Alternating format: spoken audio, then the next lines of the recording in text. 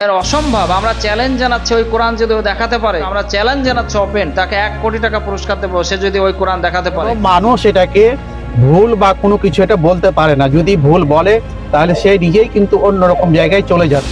আজকের ভিডিও আমি কোনো ভূমিকা দিয়ে শুরু করব না। আজকের ভিডিও আমি শুরু করব একটি বিজেপি বিধায়কের ভাষা দিয়ে, কারণ এই ভাষাই আজ বাংলার সবচেয়ে বড় বিপদ।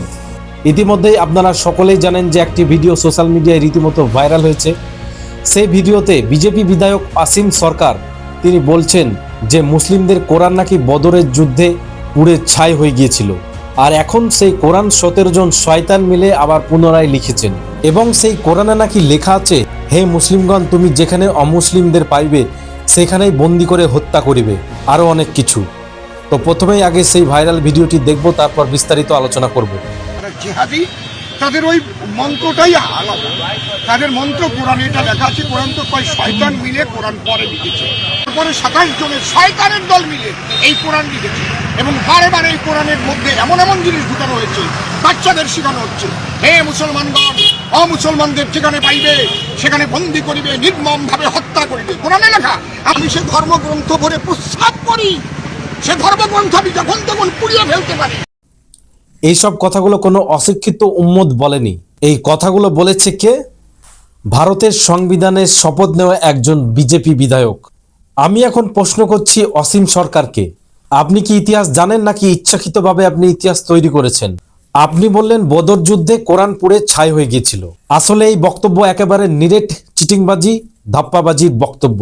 বদর যুদ্ধ হয়েছিল 624 খ্রিস্টাব্দে, এবং কোরআন কোনো একদিনে লেখা হয়নি।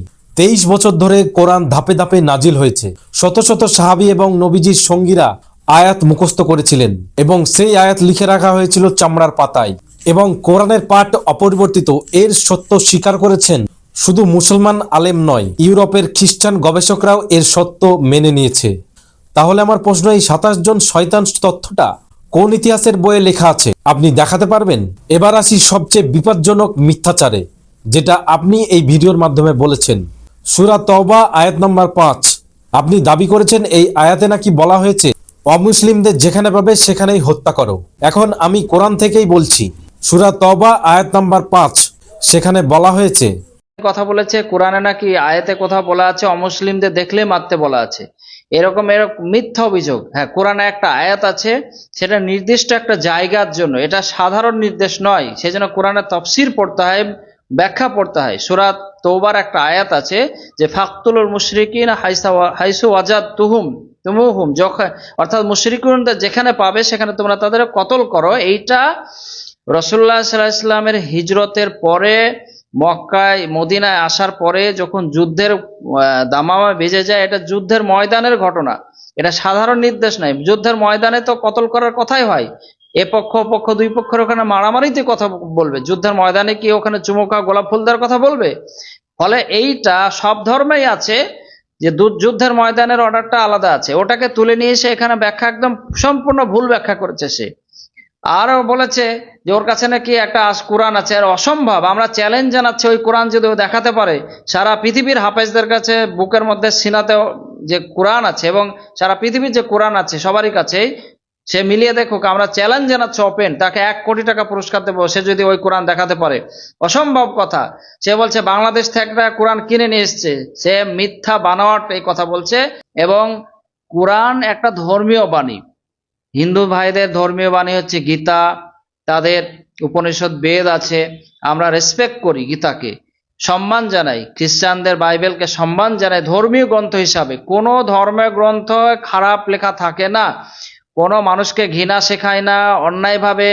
ইসলামে তো বলা আছে যে প্রকৃত মুসলমানকে মান সালিমাল মুসলিমুনা মিন লিসানি ওয়া ইয়াদিহি, প্রকৃত মুসলমান ওই যে যার মুখ এবং হাত দ্বারা অন্য মানুষ নিরাপদে থাকবে।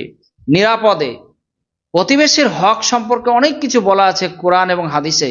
ফলে সে অমুসলিম হলেও তার সঙ্গে কোরআন বলেছে যে ওলাকাদ কাররামনা বানি আদম, আমি মানব সন্তানকে, মানুষকে সম্মানিত করেছি। এবং কোরআনে বলা আছে যে মান কতলা নাফসান বিগয়রি নাফসিন, কোনো ব্যক্তি যদি কোনো ব্যক্তিকে হত্যা করে, ফাঁকা আন্নামা কতালান্নাসা জামিয়া, সে যেন সমস্ত মানব জাতিকে হত্যা করলো। ফলে এখানে হত্যার কথা কি, একটা প্রাণের মূল্য ইসলামে কোরআনের কাছে বিশাল বড়। ফলে মানব জাতিকে হত্যা করার কথা আছে, ফলে প্রাণ বাঁচানোর জন্য অনেক কোরআনে নির্দেশ দেওয়া আছে। ইসলাম একটা শান্তির ধর্ম, কোনো ধর্মগ্রন্থ খারাপ নয়। ফলে অসীম সরকার যেটা বলেছে সর্বত মিথ্যা, জালিয়াতি, বানাওয়াটি, এবং এটা ভোটের জন্য, সামনে ইলেকশন আসছে, ও লোক বদমাইশ লোক। এর আগেও কিন্তু বলেছে, অনেক জায়গাতে তাই এফআইআর হয়েছে। আমরা তার তীব্র প্রতিবাদ জানাচ্ছি, আমরা তার বিরুদ্ধে এফআইআর করলাম। সবাইকে জানাচ্ছি যে আপনারা প্রতিবাদ করুন, এফআইআর করুন। এই নিয়ে গোটা ভারতবর্ষের মানুষই আজ রাস্তায় নেমেছে। আমাদের মুর্শিদাবাদ থেকেও একটি এফআইআর করা হয়েছে এবং সেই সম্পর্কে আমাদের হুজুররা কি বলল শুনুন। আপনারা জানেন যে কয়েকদিন আগে নদিয়া জেলার হরিণঘাটার বিজেপি বিধায়ক অসীম সরকার তিনি বলেছেন যে বদরের যুদ্ধে নাকি অরিজিনাল কোরআন শরীফ পুড়িয়ে ফেলা হয়েছিল এবং 27 জন শয়তানে নাকি সেই কোরআন শরীফ লিখিত করে এটা পাঠিয়েছে। এবং সেই কারণেই আমরা মুসলিম ধর্মের মানুষ, তিনি যে বক্তব্য রেখেছেন সেটা আমাদের কোরআন মাজিদের বিপক্ষে এবং আমাদের ধর্মীয় ভাবাবেগের উপর আঘাত করেছে। আমরা তাই আজকে মুর্শিদাবাদ থানায় আইজি সাহেবকে তার এগেনস্টে আমরা এফআইআর দায়ের করলাম। এবং যদি ওনার এগেনস্টে কোনো স্টেপ সরকার বা প্রশাসন না নেয়, আইনি ব্যবস্থা যদি না নেয়, তাহলে আমরা কিন্তু বৃহত্তর আন্দোলনে নামতে বাধ্য হব। এটা কোনো নয়, ভারতবর্ষের একটা সাম্প্রদায়িক দেশ, সেখানে সব ধর্মের মানুষ বসবাস করে, সবাই তার নিজের নিজের ধর্ম, নিজের নিজের উপাসনালয় নিজের নিজের তৈরি করে চলে। অতএব এখানে কেউ কোনো ধর্মের শাস্ত্রকে, আমরা যেমন গীতাকেও শ্রদ্ধা করি তেমনি বাইবেলকেও শ্রদ্ধা করি, তো আমরা আমাদের কোরআন শরীফ যেটা আমাদের ধর্মগ্রন্থ তাকে নিয়ে কেউ অবমাননা করবে আর আমরা চুপচাপ বসে থাকবো, এটা কিন্তু হতে পারে না। তাই আমরা আজকে প্রাথমিকভাবে থানায়, মুর্শিদাবাদ থানায় একটা এফআইআর দায়ের করলাম। আগামী দিনে যদি এর বিহিত না হয় তাহলে আমরা আরও বড় ধরনের আন্দোলনে নামব।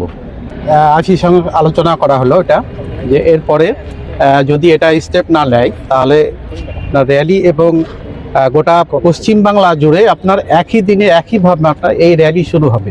র্যালিতে আপনার বিক্ষোভ, যাতে করে মানুষ ওই ব্যক্তিকে যতক্ষণ পর্যন্ত না গ্রেপ্তার করবে ততক্ষণ পর্যন্ত তার বিরুদ্ধে আন্দোলন চলবে। আর যেহেতু কোরআন হচ্ছে একটা পবিত্র ধর্মগ্রন্থ, এখানে কোনো মানুষের রচিত নয়, এটা স্বয়ং আল্লাহ সুবহানাহু ওয়া তাআলা রসুল আরবি সাল্লাল্লাহু আলাইহি সাল্লামের উপরে দীর্ঘ 23 বছর ধরে অল্প অল্প অল্প করে প্রয়োজন ভিত্তিতে এটা অবতীর্ণ হয়েছে। কোনো মানুষ এটাকে ভুল বা কোনো কিছু এটা বলতে পারে না। যদি ভুল বলে তাহলে সে নিজেই কিন্তু অন্যরকম জায়গায় চলে যাবে। অতএব যে বলেছে এই কথাটা, অবিলম্বে এটা আমরা সরকারের দৃষ্টি আকর্ষণ করছি, যাতে করে তাকে গ্রেপ্তার করা হয়, তাকে মানে উপযুক্ত শাস্তি দেওয়া হয়, এটাই আমরা দাবি করছি আজকে।